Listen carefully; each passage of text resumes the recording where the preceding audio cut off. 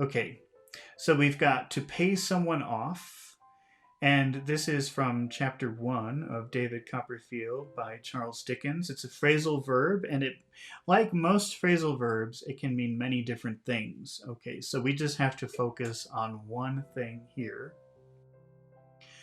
And the way that we'll use it here is to pay 100% of a debt. So if you owe money, and instead of making a little payment, you pay everything, this is pay off. One of the meanings of pay off. Here's an example. The credit card company was charging very high interest rates, so John decided to pay 100% of his credit card instead of making small payments, small monthly payments. Instead of all of these words, we can say he paid off his credit card. That means he paid 100%, not little payments, he paid 100% of the credit card. It's a separable phrasal verb, so we can put the object inside the verb. Let's try that. He paid his credit card off. He paid his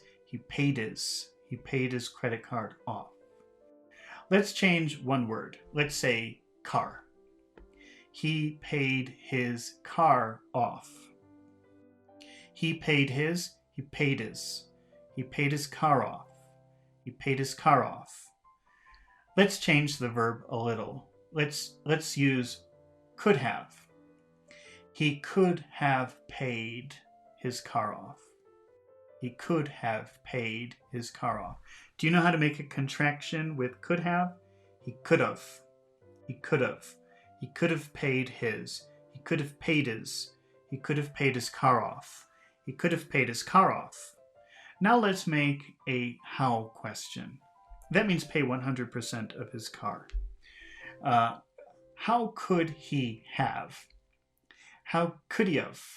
How could he have? How could he have paid his car off? How could he have paid his car off? How could he have?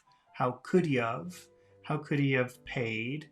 How could he have paid his car off? Like, how was that possible? It was so much money, $50,000. How did he pay so much money? How could he have paid his car off?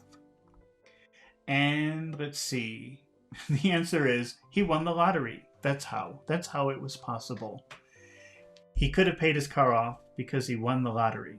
Or he paid his car off. We can use simple past. He paid his car off because he won the lottery. Let's see. We've got Hadi Hassan says, if it has a leash around his neck, can we still say it?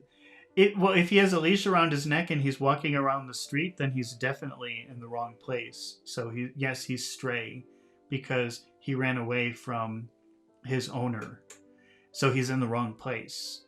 So even if it's obvious that somebody owns him, it's even more obvious he's stray if he has something around his neck, which means that a human owns him. His hard work finally paid off. Like I mentioned, most phrasal verbs can mean many things, two, three, or four, 5 different things. So you're using pay off in a different way here when you say his hard work finally paid off. I'm only using pay off here, meaning pay 100% of the debt. But here, what you're saying with pay off is he finally received a benefit from his hard work. So yes, you're using pay off correctly, but you're using it in a different way. If you say his hard work finally paid off, that's a perfectly wonderful sentence, but that's a different use of the phrasal verb pay off. Okay, let's see here.